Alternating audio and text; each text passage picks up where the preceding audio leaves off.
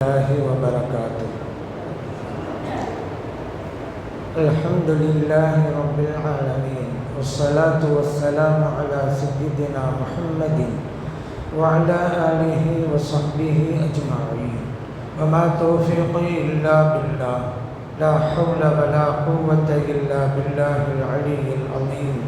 سبحانك لا علم لنا إلا ما علمتنا إنك أنت العليم الحكيم. கண்ணியத்துக்குரிய அகல பைத்துகள், கண்ணியத்திற்குரிய ஹலீஃபா பெருமக்கள், கண்ணியத்திற்குரிய நாற்பெரும் இமாம்கள், அவர்களின் நினைவுகளை பேசும் ஆன்மீக சிறப்பு பெருவிழாவின் தகுதிமிக்க தலைவர், கல்மண்டபம் ஷாஃபியா பள்ளிவாசலுடைய தலைவர் அல்ஹாஜ் அலி ஜனாப் ஆர் முஹம்மது ஜஹீருத்தீன் பிகாம் அவர்களே, அழகிய உரையை வழங்குவதற்காக வருகை புரிந்திருக்கின்ற சென்னை ஆமிர் கலீமி அரபிக் கல்லூரியின் பெருமைக்குரிய பேராசிரியர் மௌலானா மௌலவி அல்ஹாஜ் அல்ஹாஃபில் எஸ் அஹ்மது ஃபாதில் பாக்கவி ஹலரத் பெருந்தகை அவர்களே, இப்பள்ளியினுடைய தலைமை இமாம் Maulana Moulavi Alhaj doctor M Habibullah Jamali Bilali MA MPhil PhD Hazrat அவர்களே, இந்நிகழ்வை அழகுபட தொகுத்து வழங்கிக் கொண்டிருக்கக்கூடிய அலி ஜனாப் அல்ஹாஜ் அல்ஹாஃபில் இஸ்மாயில் பிலாலி ஹலரத் பெருந்தகை அவர்களே, இந்நிகழ்வுக்கு வருகை புரிந்து இந்நிகழ்வை சிறப்பித்துக் கொண்டிருக்கக்கூடிய கண்ணியத்திற்குரிய உலமா பெருமக்களே, அன்பார்ந்த பெரியோர்களே, இளைஞர்களே, சிறார்களே, தாய்மார்களே, சகோதரிகளே, புனிதமான நிகழ்வில் நம்மையெல்லாம் பங்கெடுக்க செய்து நல்லதை சொல்லவும் கேட்கவும் வாய்ப்பளித்த எல்லாம் வல்ல இறைவனை போற்றி புகழ்ந்து எனதுரையை தொடங்குகின்றேன். கண்ணியத்திற்குரிய நாற்பெரும் இமாம்கள், நாளிலும் போற்றும் நாற்பெரும் இமாம்கள், இவைகளை பற்றி ஒரு சில கருத்துக்களை உங்களுக்கு மத்தியிலே பரிமாறிக்கொள்ளலாம் என்று விளைகின்றேன். நாளிலும் போற்றுகின்ற இமாம்கள் நாமெல்லாம் தெரிஞ்சது தான். அதையே ஒரு தலைப்பாக போடணும் அப்படின்னு கேட்டால், அவர்களை பற்றி தெரியாதவர்களும் இருக்கிறார்கள், தெரிந்தும் தெரியாதவர்களை போல் இருப்பவர்களும் இருக்கிறார்கள். அதனால தான் இப்படி ஒரு தலைப்பு போடப்பட்டது. ஏன்னா இந்த 4 இமாம்களை நாளிலும் போற்றுகிறது, உலகமே வாழ்த்துகிறது அப்படிங்கிறத சொல்லித்தான் தெரியணுங்கிறதெல்லாம் கிடையாது. சூரியனுக்கு ஒளி இருக்கிறது சொல்லித்தான் தெரியணுமா? பூவுக்கு மனம் உண்டு சொல்லித்தான் தெரியணுமா? ஹல்வா இனிக்கும் சொல்ல வேணுமா? எல்லாருக்கும் தெரிஞ்சது தானே. ஆனாலும் சொல்ல வேண்டியது இருக்கிறது. சில பேர் இருக்கிறாங்க சூரியனுக்கு ஒளி இல்லைங்கிறாங்க. வேறொன்றும் இல்லை, அவர்கள் குருடர்களாக இருக்கிறார்கள், அவ்வளோதான். ஹல்வா கசக்குது அப்படிங்கிறாங்க, வேறொன்றும் இல்லை, அவர்களுக்கு காய்ச்சல் ஏற்பட்டுருக்கா, என்னால தான். பூவுக்கும் மனமில்லைங்கிறாங்க, ஜலதோஷம் பிடிச்சிக்கிட்டு இருக்கு அவங்களுக்கு. ஆக இவர்களுடைய குறைபாடு தான் அது. இமாம்களும் அப்படித்தான், நாளிலும் போற்றுகிறது, வாழ்த்துகிறது, எல்லாம் தெரிந்த விஷயம். ஆனால் சிலருக்கு அது புரிவதில்லை. இந்த நிலையிலே இருந்துக்கிட்டு இருக்கிறாங்க. 40 இமாம்கள். இதில் முதலாவது இமாம் அபு ஹனீஃபா ரஹ்மத்துல்லாஹி அலைஹி அவர்கள். இவர்கள் ஹிஜ்ரி 80 பிறக்கிறார்கள், ஹிஜ்ரி 150 இவ்வுலகை விட்டும் மறைகிறார்கள். இரண்டாவது இமாம் மாலிக் இப்னு அனஸ் ரஹ்மத்துல்லாஹி அலைஹி. இவர்கள் ஹிஜ்ரி 93 பிறக்கிறார்கள், ஹிஜ்ரி 179 இவ்வுலகை விட்டும் மறைகிறார்கள். மூன்றாவது இமாம் ஷாஃபிஈ ரஹ்மத்துல்லாஹி அலைஹி அவர்கள். இவர்கள் ஹிஜ்ரி 150 பிறக்கிறார்கள், ஹிஜ்ரி 204 இவ்வுலகை விட்டும் மறைகிறார்கள். நான்காவது இமாம் அஹ்மது இப்னு ஹம்பல் ரஹ்மத்துல்லாஹி அலைஹி அவர்கள். இவர்கள் ஹிஜ்ரி 164 பிறக்கிறார்கள், ஹிஜ்ரி 241 இவ்வுலகை விட்டும் மறைகிறார்கள். இந்த இமாமுடைய பேர்கள் நம்ம தெரியும்ல, ஹனஃபி இமாம் அப்படிங்கிறோம், இமாம் அபு ஹனீஃபா ரஹ்மத்துல்லாஹி அலைஹிங்கிறோம். அவங்களுடைய இயற்பெயர் என்ன? சில பேருக்கு தான் தெரியும், பலருக்கு தெரியாது. அவருடைய இயற்பெயர் நுஅமான் இப்னு சாபித். அதே போல் மாலிக் இமாம்ங்கிறோம். மாலிக் அவங்க பேரே மாலிக்கு தான், மாலிக் இப்னு அனஸ், அது பிரச்சனை இல்லை. அடுத்து ஷாஃபி இமாம்ங்கிறோம்ல, அவங்க பேர் ஷாஃபி அப்படிங்கிறதல்ல, அவங்களுடைய முன்னோர்களில் ஒருவர் தான் ஷாஃபிங்கிறது. அவங்களுடைய பேர் முஹம்மது இப்னு இத்ரீஸ் ரஹ்மத்துல்லாஹி அலைஹி அவங்களுடைய பேர்.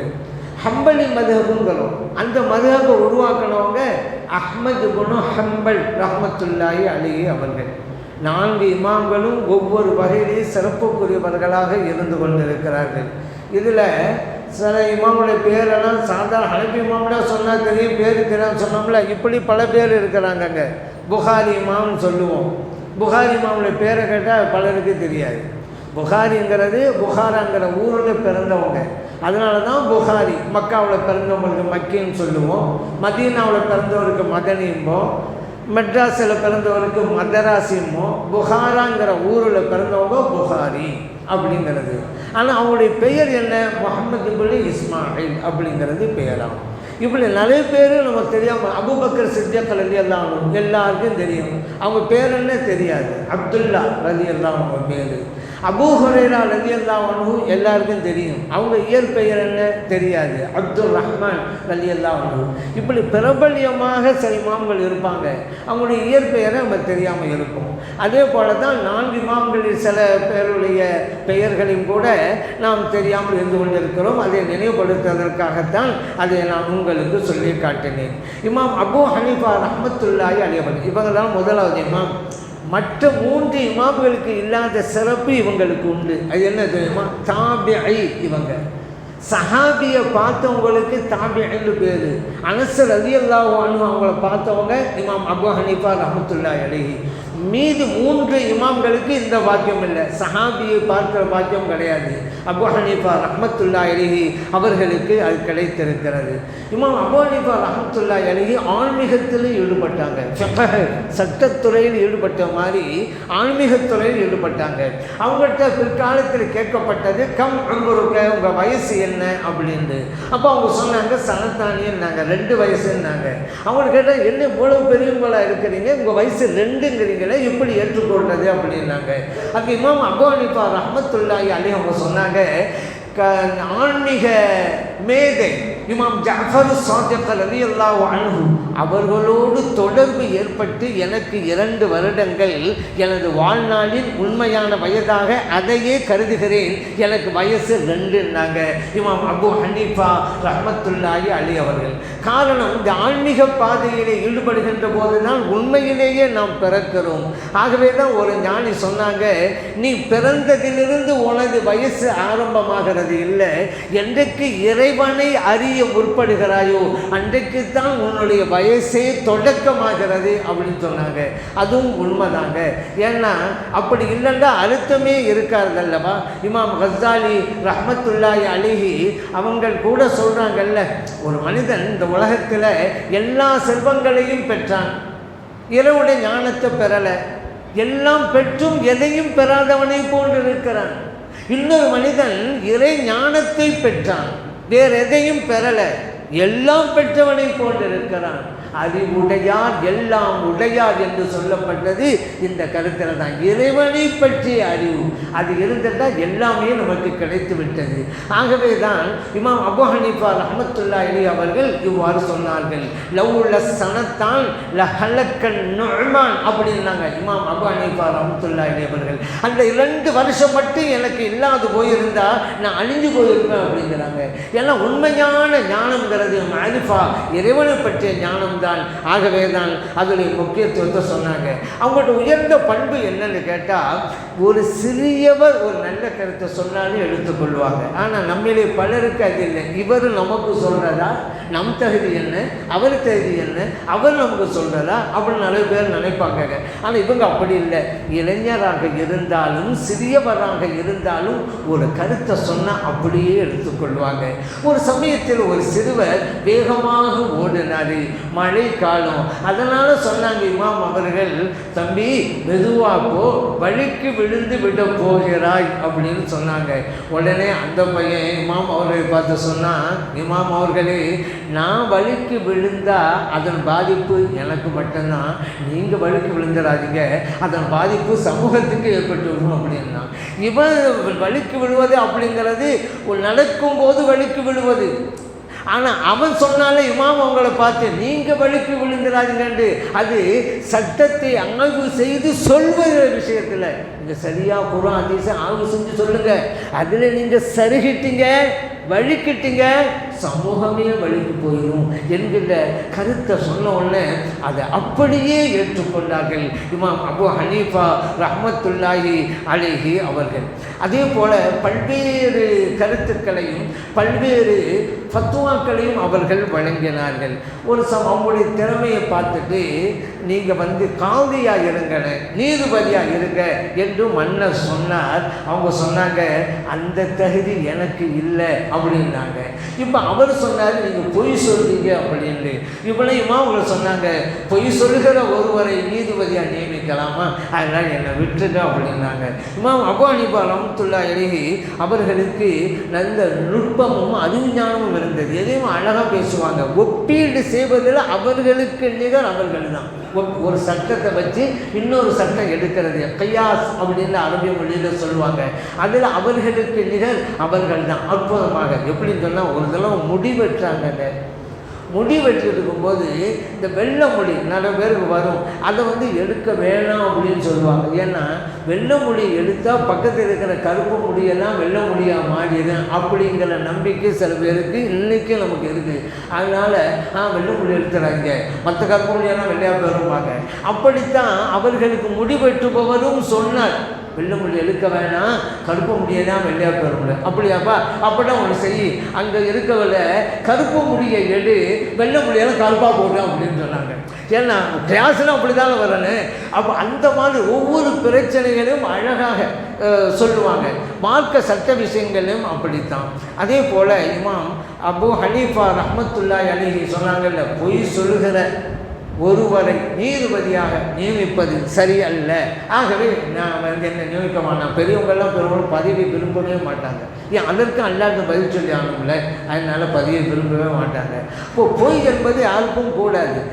பொய் சொல்ல மாட்டாது வாங்கள். ஆகவே தான் இன்றைக்கி நாளிலமே அவர்களை போற்றி போன்று கொண்டிருக்கிறது.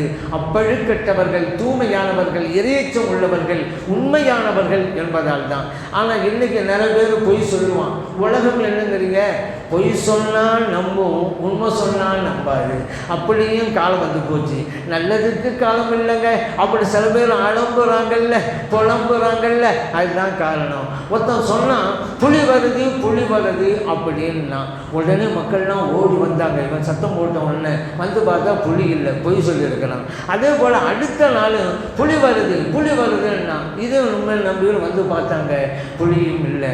அடுத்த நாள் உண்மையிலேயே புலி வந்துருச்சு. இவன் புலி வருதுன்னா மக்கள்லாம் வரலை. ஏன் இவன் 2 நாள் பொய் சொல்லிட்டான், இப்போ எப்படி போகிறதுன்னு சொல்லி அவங்க எல்லாம் வந்தாங்க. வந்த புலி இவன் அடித்து போட்டு போயிடுச்சுன்னு வச்சுக்கிறேங்க.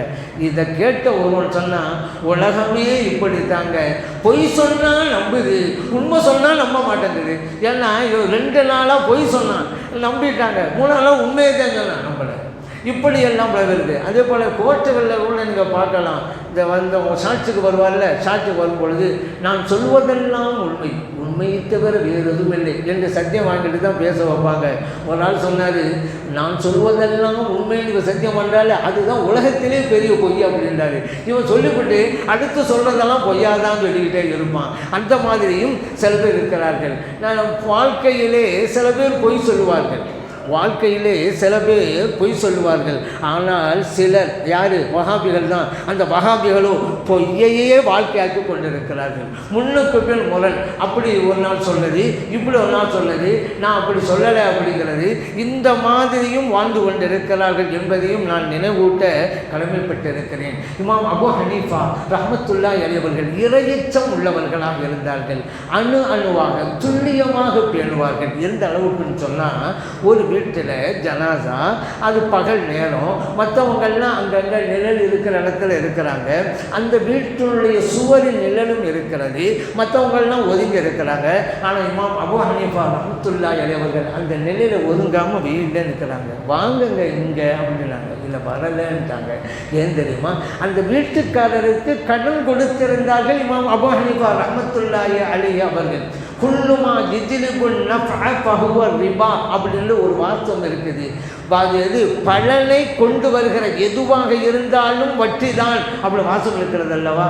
நான் கடன் கொடுத்துருக்கிறேன், அவர் வீட்டு நெல்லில் போய் நான் ஒதுங்கினா நான் கொடுத்த கடனுக்கு இந்த பலனை அனுபவிக்கிறேன்னு வந்துடும். ஆகவே நான் வரலன்னாங்க. இப்படி ஆனால் போய் இருந்தாலும் பிரச்சனை இல்லை தான். அவர்கள் நினைக்க அப்படி யோசிக்கலாம். நம்ம நிலைக்கு இதில் என்னங்க இருக்குது, ஒன்றும் இல்லைங்க அப்படின்னு தான் சொல்லுவோம். அவர்கள் நிலைக்கு எப்படி யோசிக்கிறாங்க. அதுபோல் அவர்கள் துணி வியாபாரம் தான் பண்ணாங்க. இந்த காலத்துலலாம் குறை இருந்தால் அதை மறைச்சிட்டு தான் விற்கிறாங்க. எந்த அளவுக்குன்னு சொன்னால், வாடிக்கையாளர் அந்த துணியை எங்கிட்ட திருப்பி பார்ப்பாரா, அதில் குறை இருக்குன்னு வச்சுக்கிறேங்க. கடைக்காரரு பார்த்துருவாரோ என்னமோ தெரியலையோ குறைய அப்படின்னு பயந்துக்கிட்டே இருப்பார். அவர் இவங்களும் பார்க்க தெரியலை, அப்பாடா நல்ல வேலை பார்க்கலாம் அப்படின்னு சொல்லி வியாபாரம் பண்ணி முடிச்சிடுவார். ஆனால் இமாம் அபூ ஹனீஃபா ரஹ்மத்துல்லாஹி அலைஹி அவர்கள் ஒரு துணியை விற்றாங்க, ஒரு இடத்துல குறை இருந்தது, சொல்லுவதற்கு மறந்துட்டாங்க. திரும்பி வந்ததற்கு பிறகு நினைவு வருகிறது. அதனால் மறுபடியும் திரும்ப போகிறாங்க, அவரை சந்திக்கிறாங்க, இதில் ஒரு குறை இருக்கிறதுன்னு சொன்னாங்க. அவர்கள் தான் இமாம் அவர்கள். அந்த அளவிற்கு இறையச்சம் இமாம் அபூ ஹனீஃபா ரஹ்மத்துல்லாஹி அலைஹி அவர்களிடம் இருந்தது என்பதை நாம் கவனத்திலே கொள்ள வேண்டும். இமாம் ஷாஃபிஈ ரஹ்மத்துல்லாஹி அலைஹி அவங்கள பற்றி சொல்லும்போது, அபூ ஹனீஃபா ரஹ்மத்துல்லாஹி சொல்லும் பொழுது, அன்னாஸ் அய்யாலுன் அலா அபி ஹனீஃபா ஃபில் ஃபிக்ஹி, மக்கள் முழுவதும் ஃபிக்ஹ் விஷயத்தில், மார்க்க சட்டத்திட்ட விஷயத்தில் இமாம் அபூ ஹனீஃபா ரஹ்மத்துல்லாஹி அலைஹி அவருடைய குடும்பத்தினராக இருக்கிறார்கள். அவங்க தான் அசல், அவங்க தான் முதல் இமாம். அந்த அளவிற்கு. அதே போல் இமாம் ஷாஃபிஈ ரஹ்மத்துல்லாஹி அலைஹி அவர்கள் இமாம் அபூ ஹனீஃபா ரஹ்மத்துல்லாஹியுடைய கபருக்கு போயிட்டா அவர்களை வசீலாவாக வைத்து இறைவனம் கேட்டுப் பெறுவார்கள். அப்படி ஒரு ஆதத்தை பழக்கத்தை கொண்டிருந்தார்கள் இமாம் ஷாஃபிஈ ரஹ்மத்துல்லாஹி அலைஹி அவர்கள். அடுத்து இமாம் ஷாஃபிஈ ரஹ்மத்துல்லாஹி பற்றி ஒரு சில கருத்துக்கள். இவர்களுக்கும் ஒரு தனி சிறப்பு இருக்கிறது. அது என்ன அப்படின்னு கேட்டால், நம் உயிரிலும் மேலான கண்மணி நாயகம் ஸல்லல்லாஹு அலைஹி வஸல்லம் அவர்களுடைய புனித குடும்பத்தை சார்ந்தவர்கள் இமாம் ஷாஃபிஈ ரஹ்மத்துல்லாஹி அலைஹி அவர்கள். மற்ற 3 இமாம்களுக்கு இல்லாத இந்த சிறப்பு இவர்களுக்குத்தான் உண்டு. இவர்கள் பிறந்த இடம் தெரியுமா? இன்றைக்கு பிரச்சனைக்குரிய இடம் பாலஸ்தீனில் கஸா. எல்லாம் காசாண்டு பேப்பர்லாம் போடுவான்ல, அது அசல்ல கஸா தான். அந்த கஸாவில் பிறந்தவர்கள் தான் இமாம் ஷாஃபிஈ ரஹ்மத்துல்லாஹி அலைஹி அவர்கள். அவர்களுடைய தாயார் தான் அவர்களை அழைத்து சென்று மக்காவுக்கு கொண்டு போனாங்க. பிறகு அங்கே இருந்தாங்க, பிறகு கல்வி ஞானத்தை பட்டாங்க, பல ஊர்களுக்கெல்லாம் போனாங்க, பல நாடுகளுக்கும் போனாங்க. இமாம் ஷாஃபிஈ ரஹ்மத்துல்லாஹி அலைஹி அவர்கள் அவர்களுக்கு தனிப்பெரும் ஆற்றல் மனன சக்தியிலே இருந்தது. அவர்கள் 7 வயதாக இருந்தபோதே குர்ஆன் ஷரீஃப் முழுவதையும் மனனமிட்டு கொண்டார்கள். 10வது வயதிலே இமாம் மாலிக் ரஹ்மத்துல்லாஹி அலைஹி அவர்கள் தொகுத்த ஹதீஸ் கிரந்தத்தை மனனம் செய்து முடித்து விட்டார்கள் 10 வயசில். எப்படிங்க இந்த குர்ஆன் எல்லாம் 7 வயசில்? இப்போலாம் நமக்கெல்லாம் ஆச்சரியமாக இருக்குதுல்ல. பார்த்து ஓதுறதுக்கு 10 வயசை தாண்டி இருக்குதுல்ல. பள்ளி மாசாவுக்கு போயிட்டு வருவார், 10 குர்ஆன் கிழிஞ்சு போச்சு இவர் ஓது முடிக்கிறதுக்குள்ளே. அந்த மாதிரியெல்லாம் இருக்குது. இவங்க 7 வயசில் எப்படி குர்ஆனை மனப்பாடம் பண்ணாங்க? நம்ம ஆச்சரியப்படுறோம்ல. ஒன்றும் இல்லைங்க, இன்றைக்கி அறிவியல் அதை நிரூபிக்கிறது. ஒரு பெண்மணி கர்ப்பமாக இருந்தால் வயிற்றுக்குள்ளே இருக்கிற குழந்தை வெளியிலே இருக்கிற சப்தத்தை கேட்கிறது அப்படின்னு சொன்னால், அந்த இமாம் ஷாஃபிஈ ரஹ்மத்துல்லாஹி அலைஹி அவருடைய அருமை தாயார் இமாம் அவர்களை அந்த கருவுற்று இருந்தபோது, அவர்களை வயிற்றிலே சுமந்து கொண்டு இருந்தபோது குர்ஆன் ஷரீஃபை எத்தனை தடவைகள் ஓதி முடித்திருப்பார்கள். அவர்கள் ஓத ஓத வயிற்றுக்குள்ளே இருந்த இமாம் ஷாஃபிஈ ரஹ்மத்துல்லாஹி அலைஹி அவர்கள் கேட்டார்கள் அல்லவா. அது மட்டுமா, இவ்வுலகு விட்டும் பிறந்ததற்கு பின்னாலே 1 வயது 2 வயது 3 வயது அப்படியெல்லாம் இருந்தபோது குழந்தையை பக்கத்திலே வைத்து கொண்டு தானே ஓதி இருப்பார்கள் அவர்களுடைய அருமை தாயார். அப்பொழுது அந்த குழந்தை கேட்டிருக்குமா இல்லையா அந்த குர்ஆனை? அப்படி கேட்டதால் அந்த குர்ஆனை மனனம் செய்வது அவர்களுக்கு எளிதாகி போய்விட்டது. ஆகவே தான் 7 வயசில் மனனம் செய்ய முடிக்கிறாங்க. அதே போல தான் இமாம் மெய்நிலை கண்ட ஞானி முஹய்யித்தீன் அப்துல் காதிர் ஜீலானி ரலியல்லாஹு அன்ஹு அவர்கள், அதே போல போல் நாகூர் நாயகம் ரலியல்லாஹு அன்ஹு அவர்கள் இவங்கெல்லாம் சிறு வயதே குர்ஆனை மனம் செஞ்ச காரணமே அதுதாங்க. தாய்மார்கள் தாங்க பிள்ளைகளை உருவாக்குகிறார்கள். தாய்மார்கள் கையிலே தான் இருக்கிறது. இப்போ பாருங்க, இமாம் ஷாஃபி ரஹ்மத்துல்லாஹி அலைஹி அவருடைய தந்தையை சிறு வயதிலே எழுந்துட்டாங்கல்ல. ஓசலாங்கும் ரலியல்லாஹு அன்ஹு அவங்களும் உடைய தாயாரை சிறு வயதில் எழுந்துட்டாங்கல்ல. அப்போ அவங்களெல்லாம் உருவாக்கியது யார்? அவர்கள் ஈண்டெடுத்த தாயார் தான். அதே போல இமாம் புகாரி ரஹ்மத்துல்லாஹி அலைஹி அவர்களை உருவாக்கியது யார்? அவர்களுடைய தாயார் தானே. ஆகவே தான் சொல்லுவாங்க, குழந்தைகள் என்பவங்க பொற்கொள்ளன் கையிலே இருக்கிற தங்கம் மாதிரி. அந்த பொற்கொள்ளன் சங்கிலியை செய்ய நினைச்சா சங்கிலியை செய்யலாம், ஒரு மோதிரமாக செய்யணும்னு சொன்னால் மோதிரத்தை செஞ்சிடலாம், வளையலை செய்ய நினைச்சா வளையலை செய்யலாம், காப்பை செய்ய நினைச்சா காப்பை செய்யலாம். இருந்தது தங்கம், எப்படி நினைக்கிறானோ அப்படி உருவாக்குகிறான். அப்படித்தான் தாய்மார்களின் கைகளிலே இருக்கக்கூடிய குழந்தைகள் அவர்கள் எப்படி உருவாக்க வேண்டும் நினைக்கிறார்களோ அப்படி குழந்தைகளை உருவாக்க முடியும். அறிஞர்களாக, எழுத்தாளர்களாக, தலைவர்களாக, விஞ்ஞானிகளாக எப்படி வேண்டுமானாலும் உருவாக்க முடியும். தாய்க்கு உண்டு. இந்த இமாம் ஷாஃபி ரஹ்மத்துல்லாஹி அலைஹி அவர்களுடைய தாயார் தான் இந்த அளவிற்கு ஷாஃபி இமாம் அவர்கள் உயர்வதற்கு காரணமாக இருந்தார்கள் என்பதை நான் நினைவூட்ட கடமைப்பட்டிருக்கிறேன். பல ஊர்களுக்கு சென்றார்கள் சொன்னேன் அல்லவா. ஷாஃபி இமாம் ரஹ்மத்துல்லாஹி அலைஹி அவர்கள் போனாங்க மதீனா நகருக்கு. அங்கே மாலிக் இமாம் அவர்களை சந்திக்க தான் போகிறாங்க. மாலிக் இமாம் அவர்கள் மஸ்ஜித் நபவியில் உட்கார்ந்து ஹதீஸ் பாடம் நடத்திக்கிட்டு இருக்கிறாங்க. முதலாக போகிறாங்க ஷாஃபி இமாம் ரஹ்மத்துல்லாஹி அலைஹி அவர்கள். அந்த சபையை பார்க்குறாங்க. மாலிக் இமாம் அவர்கள் அங்கே இருக்கக்கூடிய மாணவர்களுக்கு பாடம் நடத்துகிறாங்க. ஹதீஸ் பாடம் எப்படி தெரியுமா நடத்துனாங்க? ஷாஃபி இமாம் பார்த்து அசந்து போயிட்டாங்க, வியந்து போயிட்டாங்க. ஏன்னா மாலிக் இமாம் ரஹ்மத்துல்லாஹி அலைஹி அவர் நடத்திய விதம் அப்படி. மாலிக் இமாம் சொல்கிறாங்க மாணவர்களுக்கு, எனக்கு நாஃபி அறிவித்தார். நாஃபி அவர்களுக்கு இப்னு உமர் ரலியல்லாஹு அன்ஹு அறிவித்தார்கள்.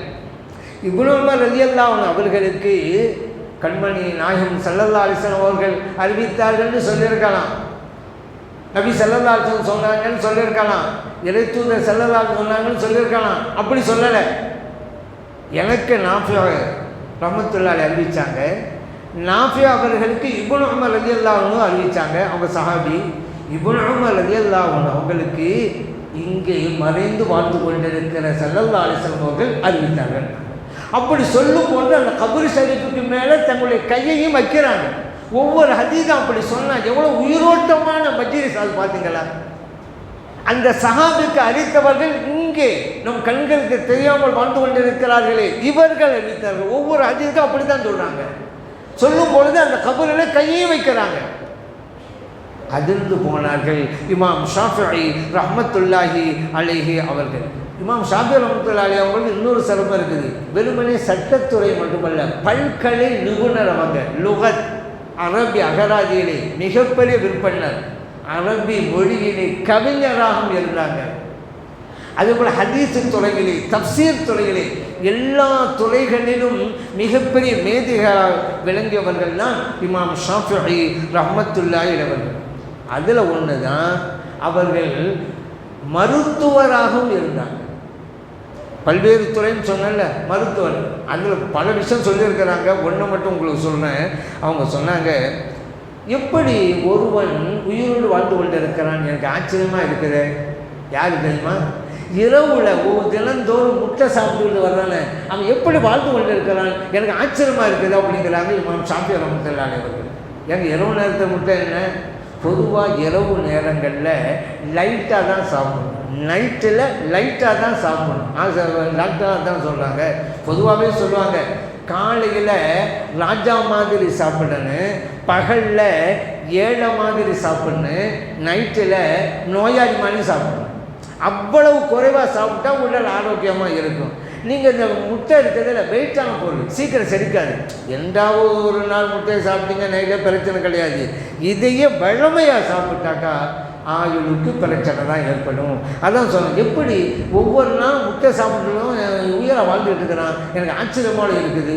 ஒன்று. ரெண்டாவதாக சொன்னாங்க, குளிச்சுட்டு சாப்பிடாமல் இருக்கிறான்ல அவன் எப்படி உயிரை வாழ்ந்துக்கிட்டு இருக்கிறான் எனக்கு ஆச்சரியமாக இருக்குதுங்கிறாங்க. குளித்துட்டால் ஏதாவது ஒன்று போட்டுனுங்க. குளித்த பிறகு எதுவுமே சாப்பிடாமல் நீண்ட நேரம் இருக்கக்கூடாது. இதை இமாம் ஷாஃபிஈ ரஹ்மத்துல்லாஹி அலைஹி சொல்கிறாங்க.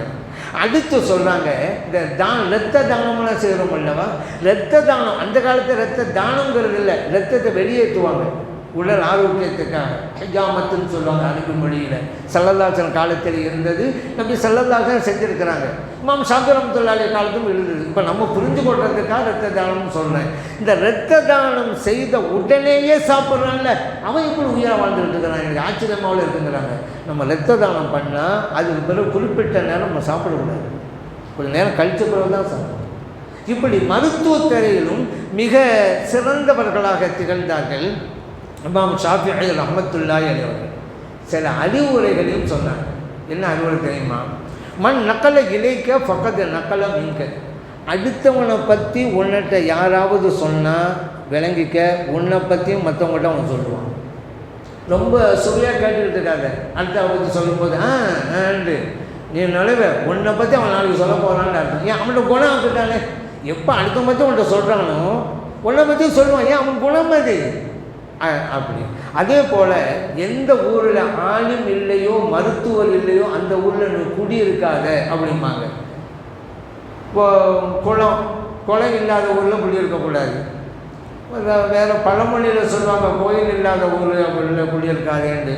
நம்ம பள்ளிவாசல் வச்சுக்கிற வேண்டியதான். அது அவங்க பலம் கோயில் இருக்கிறாங்க, நம்ம பள்ளிவாசல் வச்சுக்கலாம். பள்ளிவாசல் இல்லாத ஊரில் குடியிருக்க வேண்டாண்டு. பள்ளிவாசல் இருந்தாலே குளமும் இருக்கும். எல்லா ஊர்லையும் பாருங்கள், பள்ளிவாசல் குளம் படிக்கிறது. சிட்டியில் தான் அப்படி இல்லை. கிராமத்துக்கு போயிட்டீங்களாக எல்லா பள்ளிவாசல் குளம் இருக்கும். குளம் கட்டாயம் இருந்து ஆகணும்.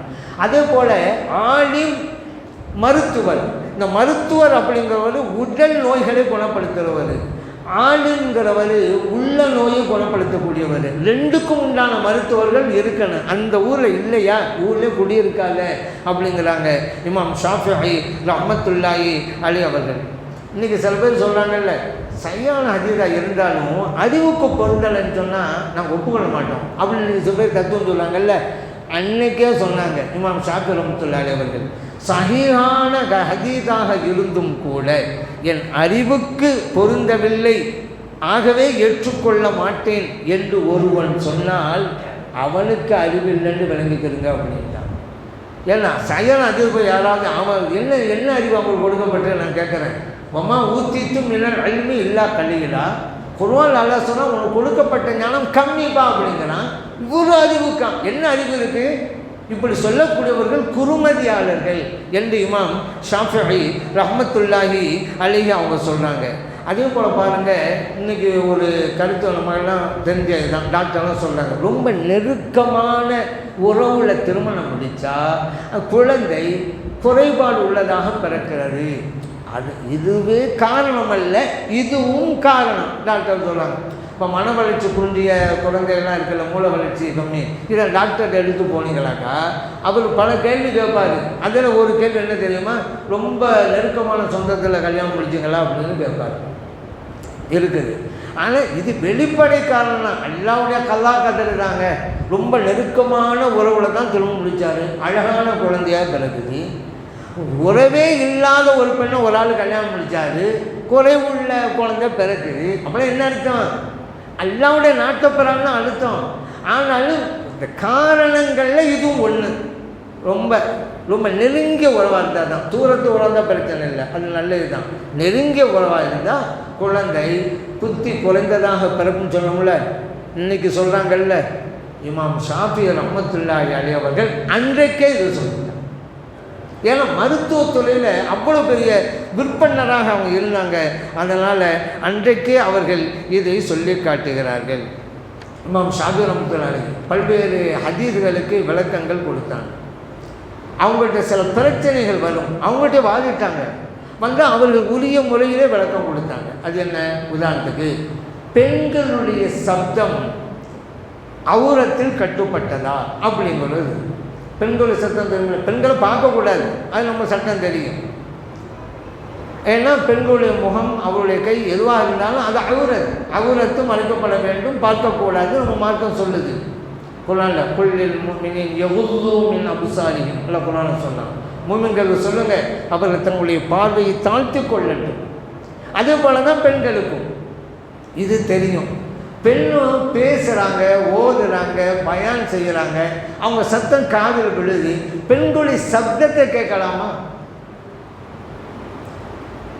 கேட்கலாம், அது பிரச்சனை இல்லை. ஏன்னா பார்க்கக்கூடாதுன்னு சொன்னால் நம்ம கண்ட்ரோலில் இருக்குதுங்க. எது கண்ணு நம்ம கண்ட்ரோலில். அந்நிய பெண்ணு பார்க்கக்கூடாது, பார்க்காம திரும்பிக்கலாம், போகலாம், வரலாம், கண்ணை மூடிக்கலாம், திரும்பலாம். நீங்கள் பெண்ணோட அந்நிய பெண்ணுடைய சத்தத்தை கேட்கக்கூடாதுன்னு சொன்னால் இப்போ மூடியாக போட முடியும்? ஒழுங்க முடியாது, காற்று இருந்தால் தானே இருக்கு. நீங்கள் கேட்கக்கூடாதுன்னு நினைக்கிறீங்க, ஆனால் இப்போ காதல் விழத்தான் செய்யும் அந்த சப்தம். அது சப்தம் என்பது அவுரத்தில் கட்டுப்பட்டதல்ல, இது தெரிஞ்சது. இதுக்கு ஒரு ஹதீஸை சில பேர் ஆதாரமாக கொண்டு வந்தாங்க. இப்படி சொல்லக்கூடியவர்கள் என்ன சொன்னாங்கன்னா, இதுக்கு மாற்றமாக, அதாவது பெண்களுடைய சப்தமும் அவுரத்து தான், அதை கேட்கக்கூடாது அப்படி சில பேர் சொன்னாங்க. அதுக்கு ஆதாரமாக ஒரு ஹதீஸை கொண்டு வந்தாங்க. அது புகாரில் பதிவு செய்யப்பட்ட ஹதீஸ். நபி ஸல்லல்லாஹு அலைஹி வஸல்லம் அவர்கள் வெளியில் போயிருந்தாங்க. 2 சாராருக்கு மத்தியில் ஏற்பட்ட பிரச்சனையை தீர்த்து வைப்பதற்காக போனாங்க. போனது லேட்டாகி போச்சு. பிலால் ரலியல்லாஹு அன்ஹு அவர்கள் அபூபக்கர் சித்திக் ரலியல்லாஹு அன்ஹு அவர்களை அணுகி, தொழுகைக்குள்ள நேரம் வந்துடுச்சு, நபி ஸல்லல்லாஹு வெளியே போயிருந்தா இன்னும் வரலை, அதனால் தாங்க தொழுகை நடத்துங்களேன், நான் காம சொல்கிறேன் அப்படின்னாங்க. அபூபக்கர் சித்திக் ரலியல்லாஹு அன்ஹு சொன்னாங்க, உங்களுக்கு சம்மதம்னா நான் உடம்படுறேன், நான் தொழுகை நடத்துகிறேன்ட்டாங்க. காம சொல்லப்பட்டது. இமாம் நிற்க வேண்டிய இடத்துல அபூபக்கர் சித்திக் எல்லாம் நின்றாங்க, தொழுகையை ஆரம்பிச்சிட்டாங்க. இப்போ வர்றாங்க நபி ஸல்லல்லாஹு அலைஹி வஸல்லம் அவர்கள் பள்ளிவாசலுக்குள்ள. ஒவ்வொரு சப்பாக விலைக்கு கொண்டு முதல் சப்போட வந்து நின்றுட்டாங்க நபி ஸல்லல்லாஹு அலைஹி வஸல்லம் அவர்கள். இவங்க வந்துட்டாங்கிறத அபூபக்கர் சித்திக் ரலியல்லாஹு அன்ஹு தெரிவிப்பதற்காக கைகளை தட்டினார்கள் சஹாபா பெருமக்கள். ஏன் கையை தட்டாங்க? தொழுகை நல்லா தான் போயிட்டு இருக்கு அப்படின்னு சொல்லி ஒன்றும் பண்ணலை, அவன் பாட்டுக்கு தொலைந்தாங்க. இப்போ வேகமாக கையை தட்டுறாங்க சஹாபா பெருமக்கள். ஏதோ ஒன்று தெரிஞ்சுக்கிட்டு திரும்பி பார்த்தாங்க, நபி ஸல்லல்லாஹு அலைஹி வஸல்லம் அவர்கள் வந்து இருக்கிறார்கள், தெரிந்து விட்டது. உடனே பின்வாங்கலாம். நபி ஸல்லல்லாஹு கையை காமிச்சாங்க, தொழுகை நடத்துங்கிற அடிப்படையில். ஆனாலும் கைகளை உயர்த்தி கொண்டு அல்லாஹு அக்பர், அல்ஹம்துலில்லாஹ், எல்லா புகழும் அல்லாஹ்வுக்குன்னு சொல்லிட்டு வந்துட்டாங்க. இப்போ இமாம் இருக்கிற இடம் காலியாக இருக்கு. நபி ஸல்லல்லாஹு தான் அங்கே போகிறாங்க, நிற்கிறாங்க, தொழுகை நடத்தி முடித்தாங்க. பிறகு சொன்னாங்க, அபூபக்கர் சித்திக் அவங்கள பார்த்து, நான் தான் சொன்னேன், கையை காமிச்சேனே, அப்படி இருந்தீங்க நீங்கள் பின்னால் வந்துட்டீங்க அப்படின்னு. அபூபக்கர் சித்திக் சொன்னாங்க, யாரை சொல்லலாம், அல்லாஹ்வுடைய ரசூல் ஸல்லல்லாஹு அலைஹி வஸல்லம் அவர்கள் இருக்கிற இடத்துல இமாமத்து செய்வதற்கு இந்த அபூபக்கருக்கு என்ன அருகதை இருக்கிறது, ஆகவே தான் வந்துட்டோம் அப்படின்னாங்க. ஏற்றுக்கொண்டார்கள் நபி ஸல்லல்லாஹு அலைஹி வஸல்லம். இதுதான் சட்டம். நபி ஸல்லல்லாஹு அலைஹி வஸல்லம் அவர்கள் இருக்கிற இடத்துல வேறு யாரும் இமாமத்து செய்ய முடியாது, இதுதான் சட்டம். ஆனால் ஏற்றுக்கொள்கிறாங்க. அப்போ ஏன் கையை காமிக்கணும்? இந்த சட்டத்தை வெளிப்படுத்துவதற்கு அதான் வசதி. கையை காமிச்சாங்க. அப்போ சலாம் கேட்குறாங்க, ஏன் வந்தீங்க? அப்போ அவங்க சொல்கிறாங்க, அதுதான் சட்டம். சரி, அடுத்து இப்போ நான் சொல்ல போகிறது தான் நம்ம பாயிண்ட்டு. நபி ஸல்லல்லாஹு சொன்னாங்க, அருமை தோழர்களுக்கு, நீங்கள் இமாமுக்கு ஏதாவது தெரிவிக்கிறதாக இருந்தால் கைகளை தட்டாதீர்கள், சுப்ஹானல்லாஹ்னு சொல்லுங்கள். அத்தஸ்பீஹு லிர்ரிஜால் வத்தஸ்பீஹு லின்னிஸா. அந்த கைகளை தட்டுவதுங்கிறது பெண்களுக்குரிய சட்டம். ஆண்களாக இருந்தால் சுப்ஹானல்லாஹ் தான் சொல்லணும். புகாரிலே பதிவு செய்யப்பட்ட ஹதீஸ்.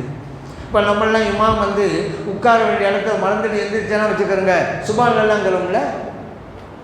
எழ வேண்டிய நேரத்தில் உட்காந்துட்டான்னு வச்சுக்கிறோங்க, சுப்ஹானல்லாஹ்னு சொல்கிறோம்ல.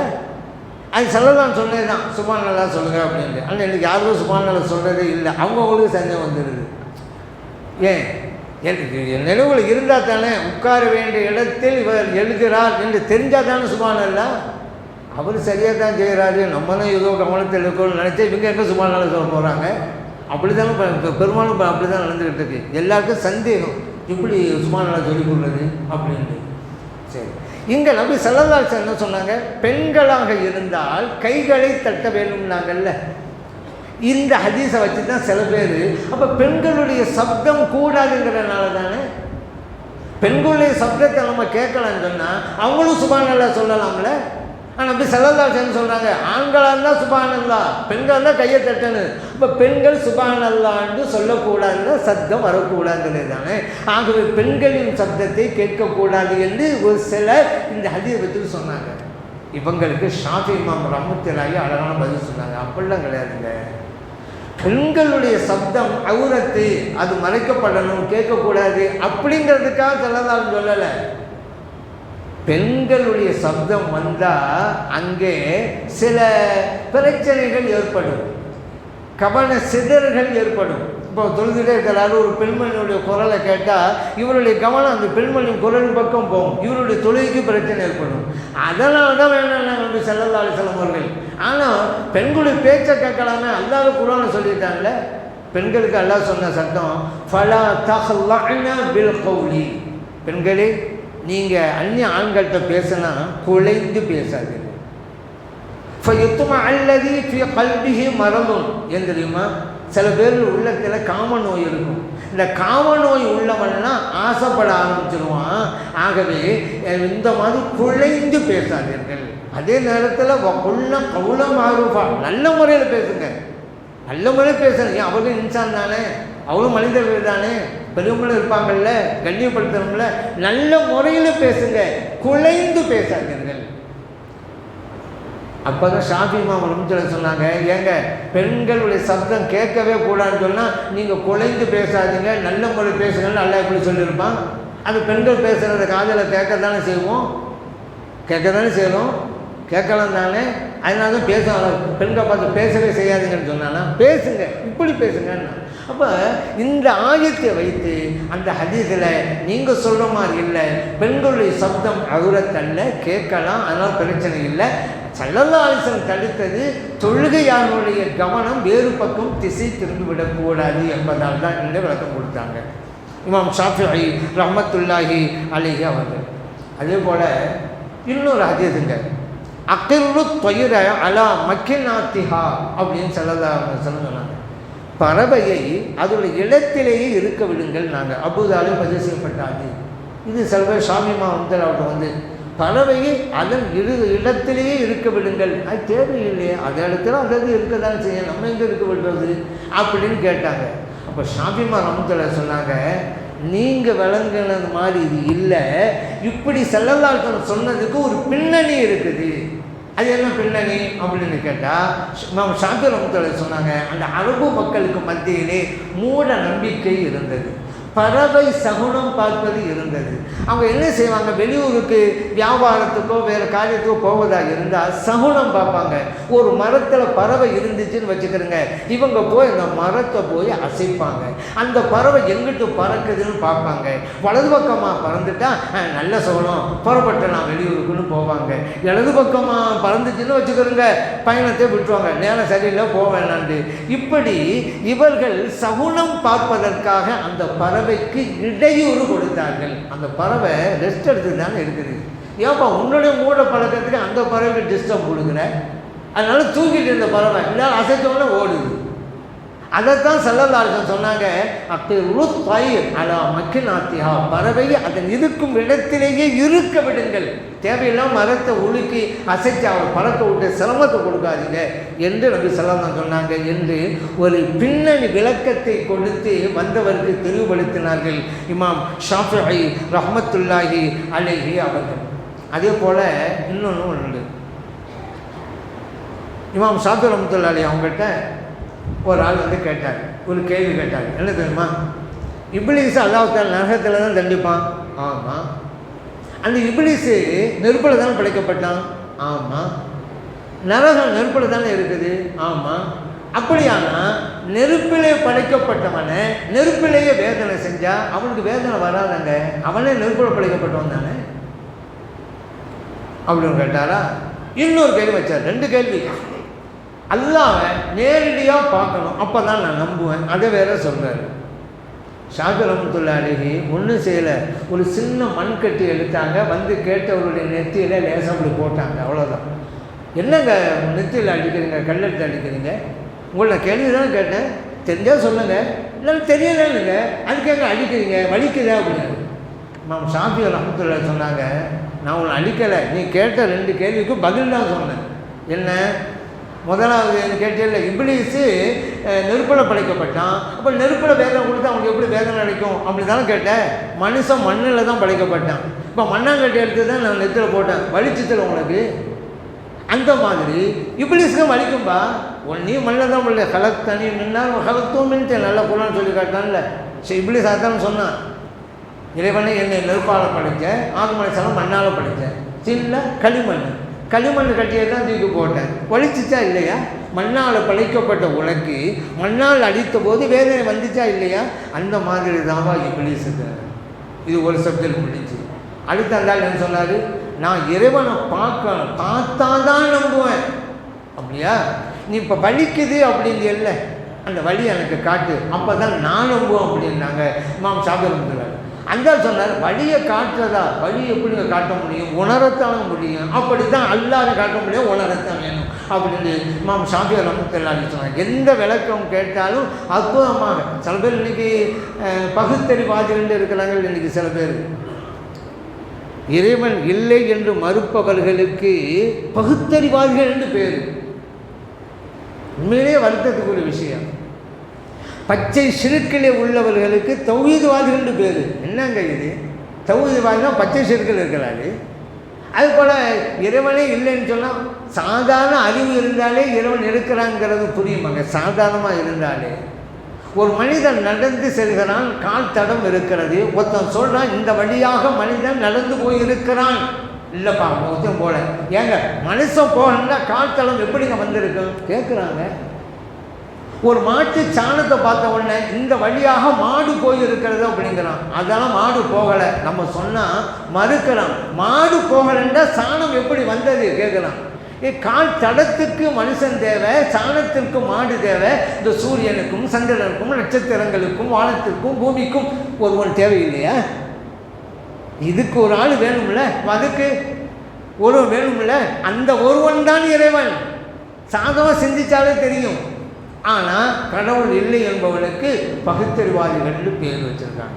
இப்படி தான் ஒரு ஆசிரியர் மாணவருக்கு போதனை பண்ணிக்கிட்டு இருக்கிறாரு. அவர் நாத்திகவாதி. அவர் சொல்கிறார் மாணவர்களுக்கு, மாணவர்களே எதையும் கண்ணால் கண்டாதான் நம்பணும், கண்ணுக்கு தெரியலல்ல இல்லைன்னு அர்த்தம் அப்படின்னு சொல்லிட்டு இப்போ கேள்வி கேட்குறாரு. உங்களுக்கெல்லாம் கடவுள் தெரிகிறானா இறைவன் தெரிகிறானான்னு கேட்டார். எல்லா மாணவன் சொன்னாங்க இல்லை சார்ந்து. இதுலேருந்து என்ன புரியுது? இறைவன் இல்லை என்று புரிகிறது அப்படின்ட்டார். கண்ணுக்கு தெரியலே இல்லை. அங்கிருந்து ஒரு மாணவன் வந்தான், தான் சகாக்களை பார்த்து கேட்டான். நம்ம ஆசிரியர் சொல்லிவிட்டாரு கண்ணால் கண்டாதான் எதுவும் உண்மை நம்பணும், இல்லைன்னா இல்லைன்னு. மாணவர்கள் நண்பர்களே உங்கள்கிட்ட நான் ஒரு கேள்வி கேட்குறேன், நம் வாத்தியாருடைய மூளை உங்கள் கண்களுக்கு தெரியுதா அப்படின்னு கேட்டான். எல்லாம் சொன்னாங்க இல்லைப்பா அப்படின்னு. இதிலிருந்து என்ன புரிகிறது? வாத்தியாருக்கும் மூளை இல்லை என்று புரிகிறதுன்னு சொல்லி முடிச்சுக்கிட்டான். இது சரியா? அம்மா கண்ணுக்கு தெரியல. ஏங்க கண்ணுக்கு தெரிந்தால்தான் ஏற்றுக்கொள்வேங்கிறது உலகத்தில் பல விஷயங்களில் நம்ம செய்கிறது இல்லையே. கண்ணுக்கு தெரியாவிட்டால் ஒப்புக்கொள்கிறோம்ல. பூவுக்கு மனம் உண்டு. அந்த மனத்தை யாராவது பார்த்துருக்கீங்களா? பார்க்கலை, ஆனால் நம்புகிறோம்ல மனம் இருக்குது அப்படின்னு சொல்லி. காற்று இருக்குது நம்புகிறோம், ஆனால் பார்க்கலையே. நம்ம உடம்புல உயிர் ஓடிக்கிட்டு இருக்குங்க. உயிரை யாருங்க பார்த்துக்கிறோம்ல? உயிர் ஓடிக்கிட்டு இருக்கு, பார்க்காமலே நம்புகிறோம்ல. காற்றை நம்புகிறோம், உயிரை நம்புகிறோம், மனத்தை நம்புகிறோம், பார்க்கலை. அல்லாஹ்வுக்கு மட்டும் பார்த்தா தான் நம்பிக்கலாம். நீங்கள் கண்ணுக்கு தெரிஞ்ச அவசியம். ஒரு நாள் பாலை கொண்டு வந்து இதில் தயிர் இருக்கிறதுன்னா, அது எங்கங்க தயிர் இருக்குதுன்னு சொல்லுவோமா? அது உரை வச்சுட்டா தயிர் தான். அந்த தயிர் அந்த பாலில் தானே இருந்துச்சு. ஓ கண்ணுக்கு தெரியல, அதுக்கு இல்லைண்டாகுமா? ஒரு தேங்காவை கொண்டு வந்து இதுதான் தென்னை மரம் அப்படின்னா, இதில் தென்னை மரம் இருக்குது. தென்னை மரம் இருக்குதா? என்னப்பா தேங்காய் கொண்டு வந்து தென்னை மரங்கிற அப்படின்னாம அந்த தேங்காயை மண்ணுக்குள்ளே போட்டு புதைச்சிட்டா மரமாக வந்தது. அந்த மரம் இப்போ தேங்காய்க்குள்ளே தானே இருந்துச்சு. அப்போ எதையும் ஆழ்ந்து சிந்திக்க வேண்டும், பின்னணி சிந்திக்க வேண்டும். வெளிப்படை பார்த்து முடிவு வரக்கூடாது. இறைவன் இருக்கிறான் என்பதும் இப்படித்தான். அதைத்தான் அற்புதமாக விளக்குகிறார்கள் இமாம் ஷாஃபிஈ ரஹ்மத்துல்லாஹி அலைஹி அவர்கள். அந்த ஷாஃபி இமாம் சொல்கிறாங்க, அவங்கெல்லாம் மக்காவில் தானே வாழ்ந்தாங்க. நான் சின்ன பிள்ளையாக இருக்கும் பொழுது மக்காவில் ஹரம் ஷரீஃபில் 20 ரக்காத்துகள் தராவி நடந்தது அப்படிங்கிறாங்க இமாம் ஷாஃபி ரஹ்மத்துல்லாஹி அலைஹி. திருமிதியில் பதிவு செய்யப்பட்ட ஹதீஸ். ஆகவே இமாம்கள் வழிபடி நடக்கின்ற நல் தௌஃபீகை எல்லாம் வல்ல இறைவன் நமது அனைவருக்கும் தந்தருவானாக. ஆமீன். வல்ஹம்துலில்லாஹி ரப்பில் ஆலமீன். வாய்ப்பளித்த நல்லோர்களுக்கு நன்றி கூறி விடைபெறுகிறேன். அஸ்ஸலாமு அலைக்கும் வரஹ்மத்துல்லாஹி வபரகாத்துஹு.